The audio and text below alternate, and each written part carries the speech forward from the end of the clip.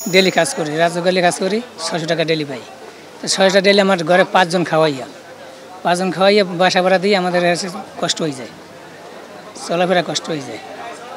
এত দাম দিয়ে বাড়তি দাম, আগে কিনতাম মাছ কিনতাম কেজি 300 টাকায়, আজকে কিনলাম 350 টাকায়। ডিম কিনছি 110 টাকা, এখন 120 টাকা। 1 কেজি বেগুন কিনতাম 55 টাকা, এখন লাগে 65 টাকা।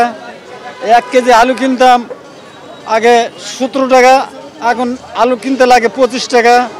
1 কেজি পেঁয়াজ কিনতে লাগে মনে করেন 55 টাকা, এখন লাগে 65 টাকা। এই ধরনের চালের বাজার মনে করেন যে 70 টাকা 72 টাকা।